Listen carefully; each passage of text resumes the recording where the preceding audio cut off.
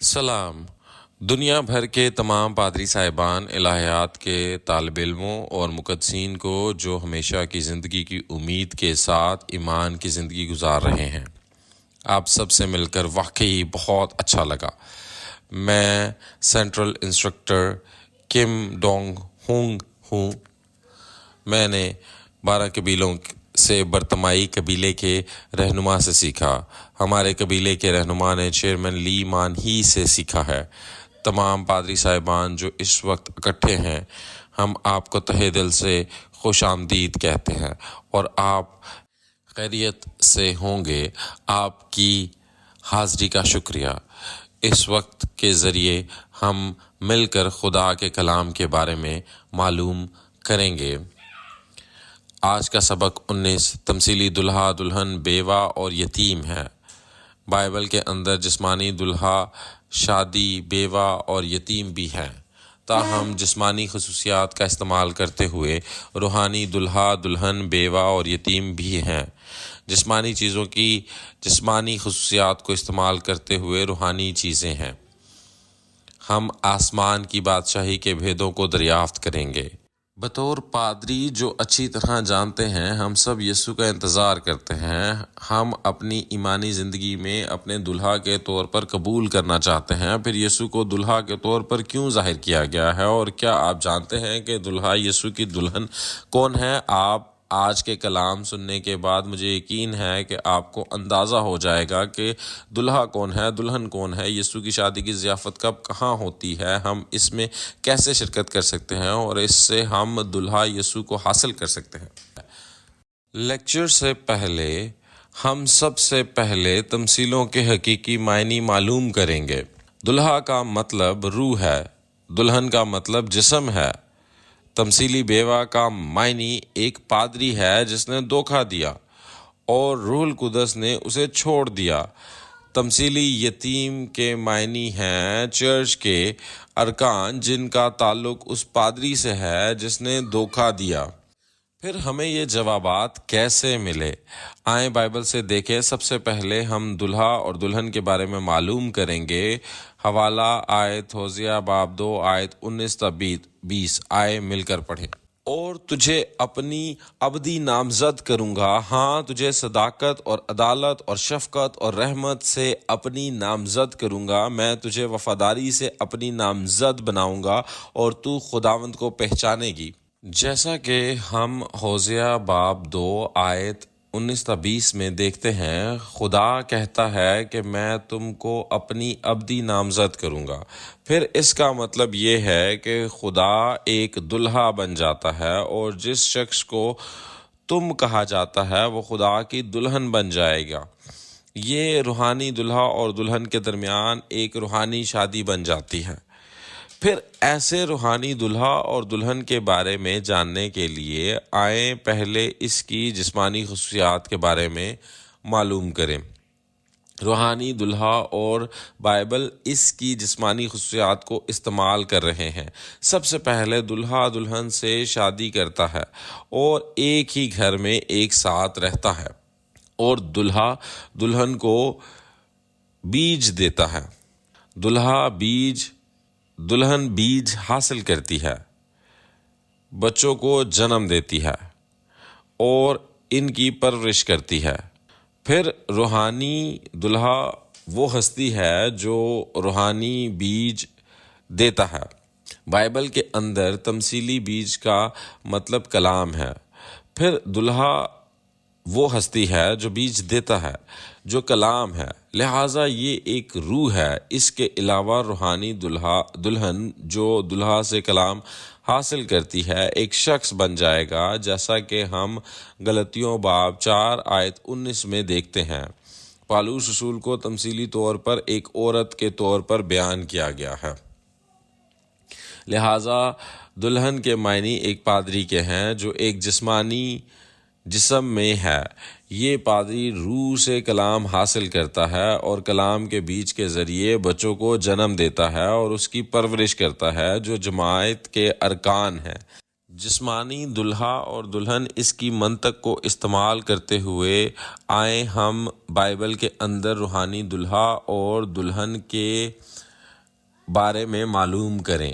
پرانے عہد نامے کی پیشن گوئی ہوزیہ اس کا 2 باب 19 سے 20 آیت میں خدا نبی ہوزیہ سے کہتا ہے، میں تمہیں ہمیشہ کے لیے نامزد کروں گا، لہٰذا خدا شادی شدہ ہونے کی پوزیشن میں ہے، لہٰذا وہ دلہا ہوگا۔ نیز ہم یرمیہ اس کے 31 باب کی 32 آیت میں دیکھ سکتے ہیں، خدا کہتا ہے کہ وہ ایک شوہر کی طرح ہے۔ پھر جیسا کہ خدا جو دلہا ہے ہوزیہ سے شادی کر رہا ہے، ہوزیہ دلہن کی حیثیت میں ہوگا، تو کیا خدا واقعی ہوزیہ سے شادی کرتا ہے؟ ہوزیہ 12 باب کی 10 آیت میں خدا کہتا ہے کہ اس نے نبیوں کے ذریعے تمثیلیں بیان کی۔ اس کا مطلب ہے کہ تمثیلوں میں بھی نبی کا استعمال ہوا ہے، لہٰذا جیسا کہ خدا نے کہا کہ وہ ہوزیہ سے شادی کرے گا، جب عہد نامہ قدیم کی پیشن گوئیاں پوری ہو جائیں گی، یہ وعدہ کر رہا ہے کہ ایک شخص ظاہر ہوگا جو دلہن ہوگا جس سے خدا شادی کرے گا۔ پھر یہ دلہن کون ہوگا؟ جیسا خدا نے پہلی آمد کے وقت چنا اور اس کے ساتھ باہم رہا۔ متی باب 3 آیت 16 میں یہ لکھا ہے کہ خدا کی روح یسوع پر نازل ہوئی۔ خدا کی روح دلہا ہے، اس لیے یسوع جسے خدا نے چنا اور اس کے ساتھ تھا پہلی آمد کے وقت دلہن بن گیا۔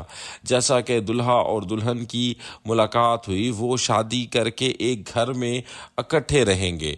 یوحنا اس کے 10 باب کی 30 آیت میں یہ لکھا ہے کہ یسوع اور باپ ایک ہیں۔ جیسا خدا کی روح یسوع کے ساتھ، یسوع کے جسم کے ساتھ تھی، اس کا جسم اس گھر کی مانند تھا جہاں خدا کی روح رہتی تھی۔ یہ روح اور جسم کے درمیان شادی ہے جب وہ ایک ہو گئے۔ پھر جیسا کہ شادی شدہ دلہا دلہن کو بیج دیتا ہے، خدا بھی یسوع کو کلام کا بیج دے گا۔ ٹھیک ہے، یوحنا باب 17 8 آیت میں یہ لکھا ہے کہ خدا نے یسوع کو کلام دیا ہے اور ایک روحانی بیج ہے۔ یہ پرانے عہد نامے کا ایک نازل شدہ کلام تھا، پھر خدا ہی ہے جو ہمیں بیج دیتا ہے۔ اس طرح دلہا اور دلہن یسوع وہ ہے جو ایک بیج حاصل کرتا ہے، اس لیے دلہن کی حیثیت میں ہے۔ نیز یسوع کے شاگرد جن کے یسوع نے پرورش کی بچے بن جاتے ہیں۔ خلاصے کے لیے خدا جو پہلی آمد کے وقت روح میں ہے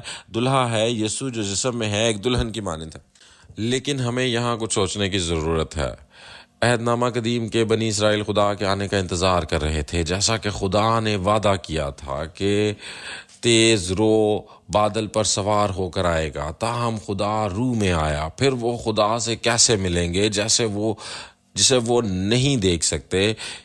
انہیں اس جسم کو تلاش کرنا چاہیے جس کے ساتھ خدا دلہا ایک ساتھ ہے، اس طرح انہیں دلہن کو تلاش کرنا ہوگا۔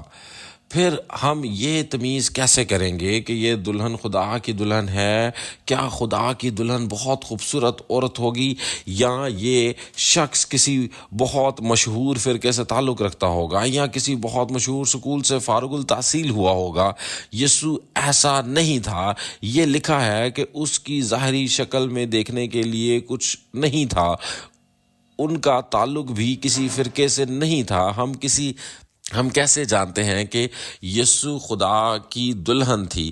ہمیں جانچنے کے لیے صرف پرانے عہد نامے کے کلام کو بطور معیار استعمال کرنا چاہیے۔ تاہم بنی اسرائیل کو عہد نامہ قدیم کی پیشن گوئیوں میں کوئی دلچسپی نہیں تھی اور وہ صرف موسیٰ کی شریعت پر عمل کرتے تھے۔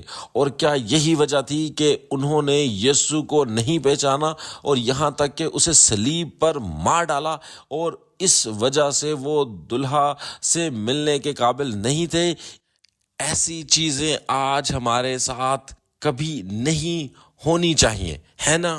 اس شخص کو پہچاننے کے لیے جسے خدا نے بھیجا ہے، ہمیں اس کلام کو بھی سمجھنا ہوگا جس کا خدا نے وعدہ کیا ہے۔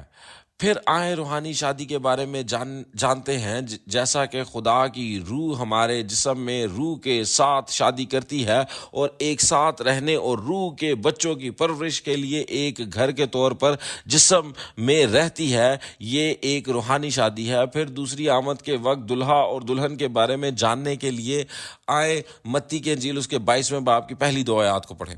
اور یسوع پھر ان سے تمثیلوں میں کہنے لگا کہ آسمان کی بادشاہی اس بادشاہ کی مانند ہے جس نے اپنے بیٹے کی شادی کی۔ متی کی انجیل اس کا 22ویں باب کی پہلی 2 آیات میں آسمان کی بادشاہی کو شادی کی ضیافت کے طور پر بیان کیا گیا ہے، اور یہ لکھا ہے کہ یہ ایک تمثیل ہے۔ ان حوالہ جات میں وہ بادشاہ کون ہے جس نے شادی کی ضیافت تیار کی اور کس بیٹے کی شادی ہو رہی ہے؟ بادشاہ جس نے شادی کی ضیافت تیار کی وہ خدا ہے، اور جس بیٹے کی شادی ہو رہی ہے وہ یسوع ہے، جیسا کہ یسوع کی شادی ہو رہی ہے۔ وہ دوسری آمد پر دلہا کی پوزیشن میں آتا ہے، اس بار دلہن نہیں۔ پھر یسوع جو واپس آتا ہے، اس کا مطلب ہے کہ وہ روح میں واپس آ رہا ہے۔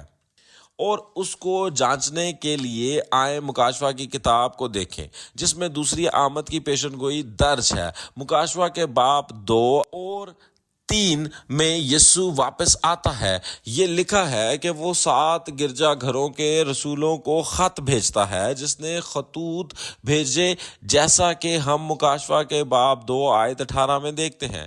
یہ واضح طور پر لکھا ہے کہ یہ یسوع خدا کا بیٹا ہے۔ نیز مکاشفہ باب 2 آیت 29 میں یہ لکھا ہے کہ جس کے کان ہوں وہ سنے کہ روح کلیسیاؤں سے کیا فرماتا ہے۔ لہٰذا یسوع روح میں آ رہا ہے۔ لہٰذا جیسا کہ یسوع کی واپسی روح میں ہے، یسوع ایک دلہا کے طور پر آتا ہے۔ یسوع روح میں واپس آتا ہے، اس زمین پر ایک پادری کا انتخاب کرتا ہے اور مل کر کام کرتا ہے۔ پھر یسوع کا یہ منتخب پادری وہ دلہن بن جائے گا جس کے ساتھ یسوع باہم ہے نا؟ پھر یہ پادری کون ہوگا؟ مکاشفہ کے باب 3 آیت 12 میں جیسا کہ وعدہ کیا گیا ہے، وہ شیطان نکولیوں سے لڑے گا اور اس پر غالب آتا ہے، جو مکاشفہ کے 2 اور 3 باب میں سونے کے 7 چراغ دانوں کے گرجا گھروں میں ظاہر ہوتے تھے، جو غالب آتا ہے۔ اس سے وعدہ کیا جاتا ہے کہ خدا یسوع اور آسمان کی بادشاہی اس کے ساتھ ہوگی۔ جو غالب آتا ہے وہ ایک پادری بن جاتا ہے جسے یسوع نے چنا ہے، وہ جس کے ساتھ یسوع ہے، لہٰذا وہ یسوع کی دلہن بن جاتا ہے۔ پھر یسوع کی دلہن جو غالب آئے گا وہ یسوع سے بیج حاصل کرے گا، ہے نا؟ مکاشفہ کے باب 10 آیت 8 سے 11 میں آسمان سے ایک کھلی کتاب ہے، نازل شدہ کلام، اور یہ یوحنا ہے جو اسے حاصل کرتا ہے۔ یہ کھلی کتاب ایسی کتاب تھی جو 7 مہروں سے بند تھی اور خدا کے دہنے ہاتھ میں تھی، مہر بند تومار تھا۔ یہ مکاشفہ کی کتاب کا کلام ہے۔ یسوع مکاشفہ کی پیشن گوئیوں کی اس کتاب کو لے کر اس کی مہریں کھولتا ہے، جیسا کہ یہ کلام ہے جسے یسوع نے کھولا ہے، لہٰذا یہ یسوع مسیح کا مکاشفہ بن جائے گا۔ یسوع کے کلام کا بیج ملتا ہے، لہٰذا یسوع جو روح میں دلہا ہے، ظاہر شدہ کلام کا بیج دلہن یوحنا کو دیتا ہے جو غالب آنے والا ہے۔ پھر کیا وجہ ہوگی کہ یسوع نے یوحنا کو کلام کا بیج کیوں دیا؟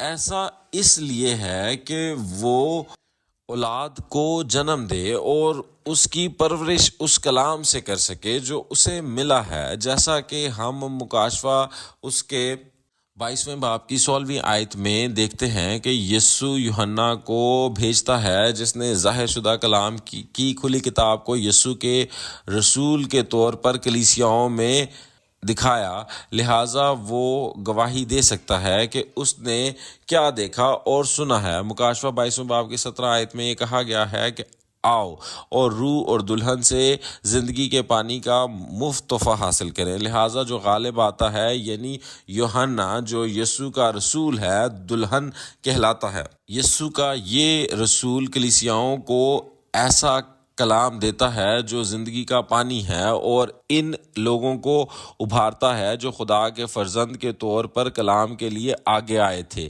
حاضرین، پھر ہمیں یہاں کچھ سوچنا چاہیے۔ یسوع جس کی ہم دوسری آمد کا انتظار کر رہے ہیں، وہ روح میں واپس آتا ہے اور اس لیے ہم اسے نہیں دیکھ سکتے۔ پھر جب ہم اسے نہیں دیکھ سکتے تو ہم یسوع سے کیسے مل سکتے ہیں؟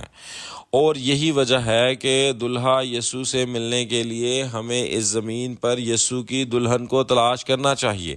اگر ہم اس دلہن سے ملتے ہیں تو ہمیں یہ بھی دیکھنا چاہیے کہ آیا یہ واقعی یسوع کی دلہن ہے یا یہ شخص محض من مانی باتیں یا دعویٰ کر رہا ہے۔ اگر کوئی واقعی یسوع کی دلہن ہے تو نئے عہد نامے کے وعدہ کے مطابق ظاہر ہونا چاہیے، جو مکاشفہ کی کتاب ہے۔ یسوع کی دلہن وہ نہیں ہے جو خود سے تخلیق کر کے کلام سکھائے۔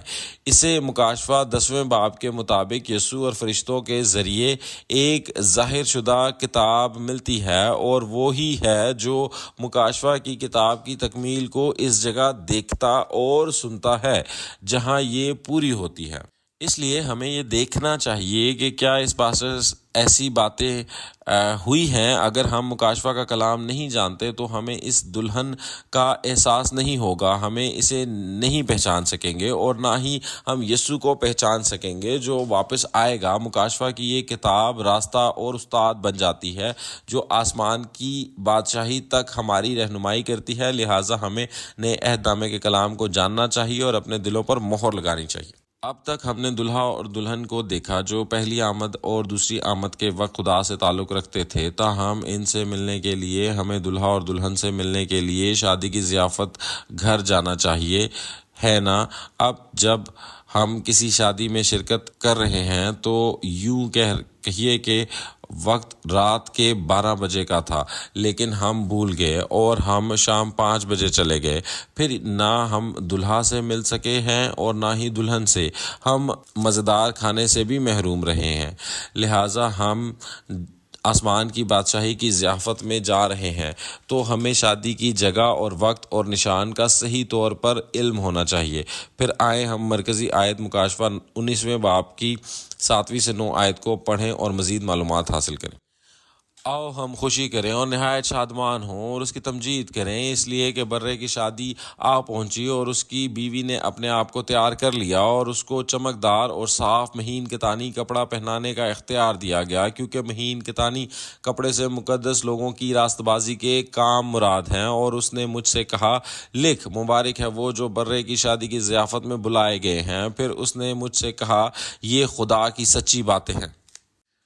مکاشفہ 19ویں باب کی 7ویں سے 9ویں آیت میں دوسری آمد کے وقت برے کی شادی کی ضیافت ہے۔ یہ شادی کی ضیافت کسی بھی وقت واقع نہیں ہوتی۔ مکاشفہ 19ویں باب کی پہلی آیت میں ہم جان سکتے ہیں کہ یہ اس کے بعد ہوتا ہے۔ اس کے بعد کا اشارہ مکاشفہ 18ویں باب کے واقعات کے بعد کی طرف ہے۔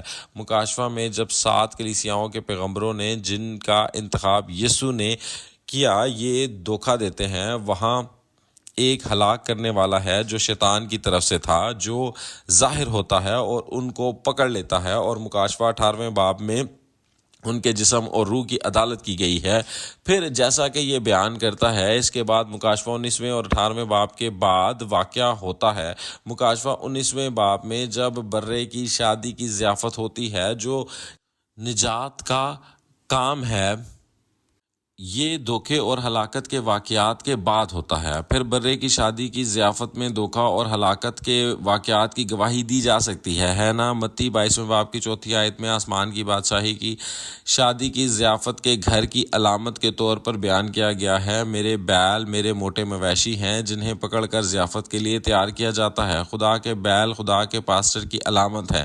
خدا کا پاسٹر کیوں پکڑا جائے گا؟ ایسا اس لیے ہوا کیونکہ وہ عہد کو توڑنے اور برگشتہ ہو گئے ہیں۔ دوسری بات یہ ہے کہ موٹے مویشی پکڑے گئے ہیں۔ پھر یہ موٹے مویشی کیوں ہیں؟ کیا اس لیے کہ اس نے بہت زیادہ چارہ کھایا ہے؟ دراصل ایسا اس لیے ہے کیونکہ انہوں نے خدا کے مقدسین کو کھا لیا جو بیڑوں کی طرح ہیں اور انہیں ہلاک کر دیا، لہٰذا وہ ہلاک کرنے والے ہیں، اور یہ کہا گیا ہے کہ وہ بھی پکڑے گئے ہیں۔ پھر شادی کی ضیافت کے گھر میں ہم گواہی کے کلام کا لینے کے قابل ہو جائیں گے جو دھوکہ دینے والے اور ہلاک کرنے والوں کی گواہی دیتا ہے۔ برا یسوع کی شادی کی ضیافت کی ایک خاص نشانی ہے۔ یہ دھوکہ دینے والوں اور ہلاک کرنے والوں کے بارے میں درست گواہی دیتا ہے۔ پھر شادی کی ضیافت کا یہ گھر آج کہاں ہوگا؟ مکاشفہ 15ویں باب کی 2 سے 5 آیت میں وہ لوگ جنہوں نے مکاشفہ 13ویں باب میں دھوکہ دہی اور ہلاکت کے واقعات کو دیکھا تھا وہ فتح مند ہوئے ہیں اور شہادت کے خیمے کے مقدس میں جمع ہونے کے لیے باہر آئے ہیں۔ یہ وہ جگہ ہے جہاں دھوکہ دہی اور ہلاکت کے واقعات دیکھنے والے گواہ جمع ہوتے ہیں، اس لیے وہ دھوکہ اور ہلاکت کے واقعات کی درست گواہی دے سکیں گے۔ اسی لیے اس جگہ کو شہادت کے خیمے کا مقدس کہا جاتا ہے۔ پھر یہ شادی کی ضیافت کا گھر ہوگا جہاں میرے بیل اور موٹے مویشی ہوں گے۔ شادی کی ضیافت کے اس گھر کو مکاشفہ 14ویں باب آیت 1 میں کوہ سیون کہا گیا ہے۔ کوہ سیون ایک ایسی جگہ ہے جہاں دلہا یسوع آیا ہے، اس لیے کوہ سیون شادی کی ضیافت کا گھر بن جاتا ہے۔ اگر دلہا اس جگہ پر ہے تو یسوع کی دلہن یوحنا بھی اسی جگہ پر ہوگی۔ نیز وہ 1,44,000 نے یوحنا سے کلام سنا اور ان کی کٹائی کی گئی اور مہر لگائی گئی ہے، وہ بھی اس جگہ پر ہوں گے۔ جیسا کہ ہم مکاشفہ 7ویں باب میں دیکھتے ہیں تو یہ کہا گیا ہے کہ 1,44,000 12 قبیلوں پر مشتمل ہیں۔ یہ ان 12 قبیلوں کے لیے ہے کہ خدا اور یسوع یہاں آئے اور ایک ہو گئے اور ایک ساتھ رہتے ہیں، لہٰذا یہ آسمان کی بادشاہی کی شادی کی ضیافت کا گھر بن جاتا ہے۔ خلاصہ کرنے کے لیے کوئی بھی کلیسیا صرف خداوند کی دوسری آمد پر آسمان کی بادشاہی کی شادی کی ضیافت کا گھر نہیں بن سکتی۔ حقیقی شادی کا ضیافت کا گھر وہ ہے جہاں دلہا یسوع موجود ہوتا ہے اور دلہن جو غالب آتی ہے وہ ہوتی ہے، اور وہ جگہ جہاں 12 قبیلے ہوتے ہیں، اس جگہ کی حقیقت شنچنجی چرچ آف جیزس شہادت کے خیمے کا مقدس ہے۔ یہ برے کی شادی کی ضیافت کا وعدہ شدہ گھر بن جاتا ہے۔ اگر ہم ایسی جگہ جا کر آسمان کی بادشاہی کی شادی کی ضیافت کا انتظار کریں جو خدا کا گھر نہیں ہے تو ہم دلہے سے نہیں مل پائیں گے۔ پھر اگر یہ جگہ نہ ہو تو ہم نہ خدا سے مل سکیں گے اور نہ ہی یسوع سے، لہٰذا ہمارے پیارے دلہا یسوع کو حاصل کرنے کے لیے ہمیں شادی کی ضیافت کے گھر جانا چاہیے جس کا نئے عہد نامے میں وعدہ کیا گیا ہے۔ تاہم یہاں تک کہ اگر ہم آسمان کی بادشاہی کی ضیافت میں جانا چاہتے ہیں تو ہر کوئی وہاں نہیں جا سکتا۔ شادی کی ضیافت میں شرکت کے اہل افراد کے لیے شرط ہے۔ متی باب 22 میں یہ لکھا ہے کہ جب آپ آسمان کی بادشاہی کے شادی کی ضیافت کے گھر میں آتے ہیں تو اگر آپ شادی کی پوشاک نہیں پہنی تو آپ کو باہر پھینک دیا جائے گا۔ شادی کی پوشاک سے مراد مقدسین کے راست بازی کے اعمال ہیں، اس لیے ہمیں کلام پر عمل کرنا چاہیے اور راست بازی کے اعمال رکھنے چاہیے۔ متی 25ویں باب میں بھی وہ لوگ ہیں جو یسوع کا انتظار کر رہے ہیں اور ان کے پاس چراغ ہیں، لیکن انہوں نے تیل تیار نہیں کیا اور آخر کار وہ یسوع کو حاصل نہ کر سکے۔ پھر یسوع کو حاصل کرنے کے لیے چراغ اور تیل کی ضرورت ہے۔ یہ چراغ اور تیل ہے۔ چراغ نبوت کا کلام ہے، تیل گواہ کے ذریعے گواہی کا کلام ہے جو نبوت کے کلام کے پورے ہونے کی گواہی دیتا ہے۔ جب ہم تیاری کریں گے تب ہی ہم دلہا کو حاصل کر سکیں گے۔ آئیں انہیں صحیح طریقے سے تیار کریں۔ میں حقیقی معنوں میں خداوند کے نام سے دعا کرتا ہوں کہ ہم انہیں تیار کر سکیں اور آسمان کی بادشاہی کے لوگ بن جائیں۔ ہمیں آسمان کی بادشاہی کی شادی کی ضیافت میں ضرور شرکت کرنی چاہیے، لیکن ایک ایسی جگہ ہے جہاں ہمیں کبھی نہیں جانا چاہیے۔ یہ شیطان کی شادی کی ضیافت ہے۔ اگر ہم بالآخر اس جگہ پر چلے جائیں تو ہماری عدالت کی جائے گی۔ پھر شیطان کی شادی کی ضیافت کے بارے میں جاننے کے لیے آئیں جانے کے شیطان کا دلہا اور دلہن کے بارے میں آئیں مکاشفہ 18ویں باب کی 23ویں آیت کو پڑھیں۔ اور چراغ کی روشنی تجھ میں پھر کبھی نہ چمکے گی، اور تجھ میں دلہا اور دلہن کی آواز پھر کبھی نہ سنائی دے گی، کیونکہ تیرے سوداگر زمین کے امیر تھے اور تیری جادوگری سے سب قومیں گمراہ ہو گئیں۔ جی، آپ نے خوب پڑھا۔ جیسا کہ ہم بائبل میں پڑھتے ہیں دلہا اور دلہن خدا کے ہیں، لیکن ہم دیکھ سکتے ہیں کہ دلہا اور دلہن شیطان سے بھی تعلق رکھتے ہیں۔ جیسا کہ ایک دلہا اور ایک دلہن ہے جو شیطان سے تعلق رکھتی ہے، یہ شیطان کی شادی کی ضیافت کا گھر ہوگا۔ یہ جگہ کہاں ہے؟ آئیں بائبل کے مطابق پہلی آمد کے وقت کے آغاز سے معلوم کریں۔ متی 23ویں باب کی 33ویں آیت میں یسوع نے فریسیوں اور شرع کے عالموں کو سانپ کہا۔ مکاشفہ 20ویں باب کی دوسری آیت میں سانپ اژدہا شیطان یعنی ابلیس، یہ شیطان ابلیس پہلی آمد کے وقت فریسیوں اور شرع کے عالموں کے ساتھ تھا۔ شیطان کی روح ابلیس ایک دلہا ہے، اور یہ روح فریسیوں اور شرع کے استادوں کے ساتھ ہے، لہٰذا وہ دلہن بن جاتے ہیں۔ دلہا ابلیس ان کے ساتھ ہے، اس لیے یہ ان کو اپنا بیج دیتا ہے تاکہ وہ شیطان کی اولاد کو جنم دیں اور ان کی پرورش کریں، جیسا کہ ہم یوحنا اس کے 8ویں باب کی 44ویں آیت میں دیکھتے ہیں کہ شیطان دلہا جھوٹ بولتا ہے۔ شیطان کا دیا ہوا جھوٹ ایک جھوٹا سچ ہے جو شیطان کا بیج ہے۔ شیطان دلہا فریسیوں اور شریعت کے استادوں کے ذریعہ جو دلہن کی طرح کا کام کرتے تھے، یہ انہیں جھوٹ دیتا ہے۔ اور اب ہم یہ سمجھ سکتے ہیں کہ فریسیوں اور ان کے شریعت کے استادوں جنہوں نے ان جھوٹوں کو قبول کیا، بنی اسرائیل کو شیطان کی اولاد بنا دیا۔ پہلی آمد پر یہ شیطان کی شادی کی ضیافت تھی۔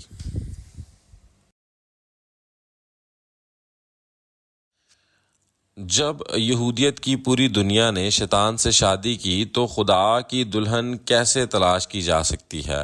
یہ صرف اس کلام کے ذریعے فہم سے ممکن ہے جو خدا کی دلہن کا دیا ہوا بیج ہے۔ پہلی آمد کے وقت یسوع نے جو خدا کی دلہن ہے ظاہر شدہ کلام کی گواہی دی۔ یہ پرانے عہد نامے کی پیشن گوئیوں کی تکمیل کی گواہی دے رہے تھے۔ صرف اس وقت جب کوئی اس کلام کو حاصل کرتا ہے تو وہ خدا کے فرزند بن کر آسمان کی بادشاہی میں داخل ہو سکتا ہے۔ اس جگہ کو پا کر وہ پرانے عہد نامے کی پیشن گوئیوں اور اس کی جسمانی تکمیل کی گواہی دیتا ہے۔ دوسری طرف اگر کسی کو شیطان کی جھوٹی سچائی مل جاتی تو وہ شیطان سے شادی کر کے سزا پاتا ہے۔ پھر آج کے دور میں دوسری آمد کے وقت شیطان کی شادی کی ضیافت کہاں ہوگی جہاں ہمیں کبھی نہیں جانا چاہیے؟ مکاشفہ 18ویں باب کی 23ویں آیت میں ایک دلہا اور بابل کی دلہن ہے۔ بابل شیاطین کا مسکن ہے اور دلہا شیطانی روح ہے، اور ہم سمجھ سکتے ہیں کہ دلہا ایک جھوٹا پاسٹر ہے۔ مکاشفہ اس کے 18ویں باب کی دوسری اور تیسری آیت میں یوں لکھا ہے، تمام قومیں ان کی وجہ سے گر جائیں گی۔ پھر یہ دلہا اور وہ دلہن کون ہوں گے جو شیطان سے تعلق رکھیں گے؟ مکاشفہ 17ویں باب کی پہلی 5 آیات میں ایک کسبی ہے، اس کسبی کے پاس حرام کاری کی مے موجود ہے۔ یہ کہا گیا ہے کہ حرام کاری کی مے سے تمام قومیں گر گئیں۔ حرام کاری کی مے شیطان کی جھوٹی سچائی ہے، یہ شیطان کا بیج ہے۔ کسبی کیا ہے؟ بائبل میں تمثیلی عورت ایک پاسٹر ہے۔ اس پاسٹر نے اصل شوہر خدا سے بیج حاصل نہیں کیا تھا، لیکن اصل میں شیطان سے بیج حاصل کیا تھا، لہٰذا یہ ایک سچا پاسٹر نہیں بلکہ یہ ایک جھوٹا پاسٹر ہے، اور اس نے جن مکروہات کو جنم دیا ہے وہ جماعت کے ارکان ہیں جو اس جھوٹے پاسٹر سے تعلق رکھتے ہیں۔ حاضرین، دوسری آمد کے وقت یہ کہا گیا ہے کہ تمام قومیں حرام کاری کی مے کی وجہ سے گر گئیں۔ پھر اس قوم میں جس میں ہم رہ رہے ہیں ہمیں یہ بھی سوچنا چاہیے کہ میں اس وقت کس قسم کی شادی کی ضیافت میں ہوں۔ نبوت ہمیں 2 قسم کی شادیوں کی ضیافتوں کے بارے میں بتا رہی ہیں۔ ہمیں مکاشفہ کے کلام کے ساتھ جانچنا چاہیے اور یہ سمجھنا چاہیے کہ میں کس قسم کی شادی کی ضیافت میں شریک ہوں۔ یہ شیطان کی دلہن نہیں ہے جو شیطان کی جھوٹی سچائی دیتی ہے، جسے ہمیں تلاش کرنا چاہیے، لیکن ہمیں اس کو تلاش کرنا چاہیے جو غالب آئے، جو یسوع کی دلہن ہے، جو ظاہر شدہ کلام دیتا ہے۔ میں خدا کے نام سے دعا کرتا ہوں کہ ہم سب آسمان کی بادشاہی کی شادی کی ضیافت میں شریک ہو سکیں۔ اس کے بعد ہم بیوہ اور یتیم کے بارے میں پڑھیں گے۔ سب سے پہلے تو آئیں تمثیلی بیوہ اور یتیم کے حقیقی معنی کو معلوم کرتے ہیں۔ بیوہ ایک پاسٹر ہے جس نے دھوکہ دیا اور روح اسے چھوڑ کر چلی گئی۔ یتیم ایک چرچ کا کارکن ہے جس کا تعلق اس پاسٹر سے ہے جس نے دھوکہ دیا۔ بائبل کے مطابق یہ جاننے کے لیے سب سے پہلے ہم نوح اس کے 5ویں باب کی 3 آیت کو پڑھیں گے۔ ہم یتیم ہیں، ہمارے باپ نہیں، ہماری مائیں بیواؤں کی مانند ہیں۔ نوح 5ویں باب کی 3 آیت میں ہم پڑھتے ہیں کہ ہم یتیم اور بغیر باپ کے ہو گئے ہیں، مائیں بیوہ ہو چکی ہیں، لہٰذا وہ اس حالت میں ہیں جیسے دلہا یعنی شوہر نے چھوڑ دیا ہے۔ بائبل میں ایک جسمانی بیوہ اور یتیم ہے، تاہم روحانی بیوہ اور یتیم بھی ہیں جو ایک جیسی جسمانی خصوصیات کو استعمال کرتے ہیں۔ تمثیلی بیوہ اور یتیم کیا ہے؟ آئیں بائبل کے مطابق معلوم کریں۔ سب سے پہلے اس کی جسمانی خصوصیات کو دیکھتے ہیں۔ بیوہ سے مراد وہ عورت ہے جس کا شوہر اسے چھوڑ دیا ہو۔ یتیم سے مراد وہ بچہ ہے جس نے والدین کو کھو دیا ہو۔ پھر روحانی بیوہ اور یتیم اپنے شوہر اور والدین کو کیوں کھو دیں گے؟ یرمیہ اس کے 31ویں باب کی 32ویں آیت میں یہ کہا گیا ہے کہ خدا بنی اسرائیل کے لیے ایک شوہر کی طرح تھا، لیکن خدا کی روح کے پاس ان کو چھوڑنے کے سوا کوئی اور راستہ نہیں تھا۔ پھر کیا وجہ ہوگی؟ اس کی وجہ یہ ہے کہ اسرائیل نے خدا کا عہد توڑا۔ یہی نہیں، یرمیہ اس کے 3 باب کی 1 آیت میں یوں لکھا ہے کہ اسرائیل کسی دوسرے مرد کی بیوہ بن گیا ہے۔ اصل شوہر خدا کو چھوڑنے کے بعد انہوں نے کسی سے شادی کی، اور یرمیہ 3 باب کی 8ویں آیت میں اسے حرام کاری کہا گیا ہے۔ اس لیے یہ روحانی حرام کاری ہے۔ یہ خدا کا بیج حاصل نہیں کر رہا ہے، بلکہ شیطان کا بیج حاصل کرنا ہے، جو کہ جھوٹا سچ ہے، اور دلہے کی پیروی کرنا شیطان کی روح کی پیروی کرنا ہے۔ لہٰذا اسرائیل کے چرچ کے ارکان میں تمام پاسٹرز نے دھوکہ دیا اور بدعنوان ہو گئے۔ اسے یرمیہ 3 باب کی 14ویں آیت میں بے ایمان لوگ کہا گیا ہے، یعنی کلیسیا کے ارکان کے لیے جو برگشتہ بچوں کی طرح اس پاسٹر سے تعلق رکھتے ہیں جنہوں نے دھوکہ دیا ہے۔ اس ہفتے ہم بیوہ اور یتیم کا تعارف دیکھیں گے۔ بیوہ ایک پادری ہے جس نے دھوکہ دیا اور روح اسے چھوڑ کر چلی گئی، اور یتیم ایک چرچ کا کارکن ہے جس کا تعلق پاسٹر سے ہے جس نے اسے دھوکہ دیا۔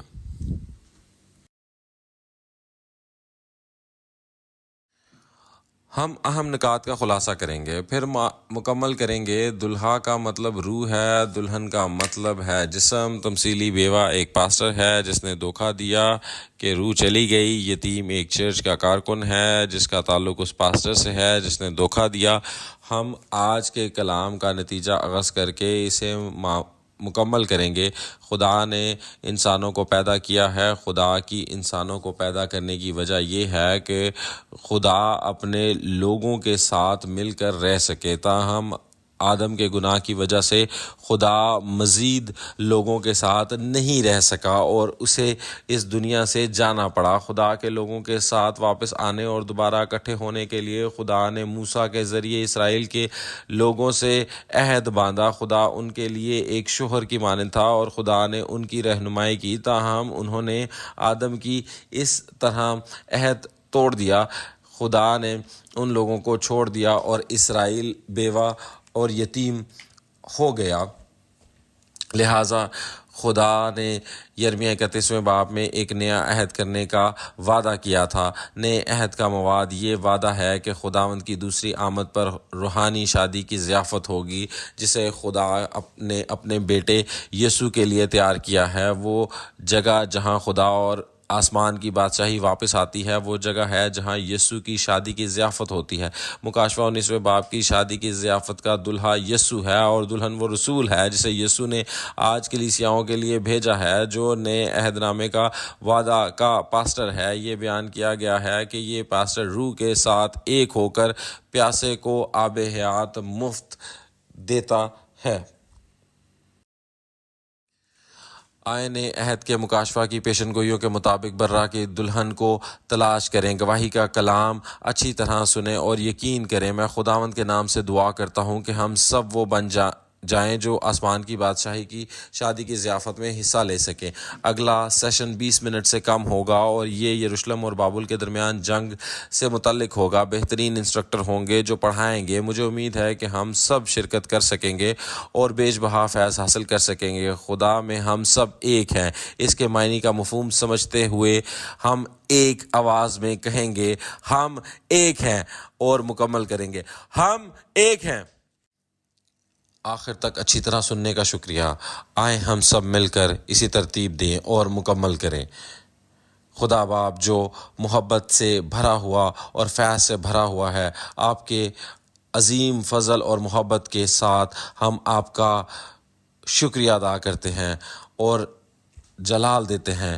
باپ خداوند، آپ نے یہ دنیا بنائی ہے لیکن آدم کے گناہ کی وجہ سے آپ کو دنیا کو چھوڑ کر جانا پڑا، اور باپ خدا آپ کے واپس آنے اور ہم سے دوبارہ ملنے کے لیے آپ نے یسوع کو اس زمین پر بھیجا، اور ہم یقین کرتے ہیں کہ ہم اس کی پیروی کرتے ہیں۔ اے باپ، یسوع دوسری آمد پر واپس آتا ہے اور دلہا بن جاتا ہے اور یہ وعدہ کیا جاتا ہے کہ ہم سے ملنے آئے گا، تو منت کرتے ہیں کہ ہمیں دنیا کے چراغ جلا کر اس شادی کی ضیافت میں شرکت کی اجازت دیں تاکہ ہم تیل تیار رکھ سکیں، شادی کی پوشاک تیار کریں، تو ہم سب ایسے لوگ بن سکیں جو یسوع میں باپ خدا سے مل سکتے ہیں۔ اے باپ، اس وقت تمام پاسٹرز، الہیات کے طلباء اور جماعت کے ارکان جو اس کلام کو سن رہے ہیں، تیری منت کرتے ہیں کہ انہیں احساس کرنے کی توفیق دے، اور خداوند ہماری رہنمائی کر تاکہ ہم سب کلام اور میں ایک ہو سکیں۔ اس لیے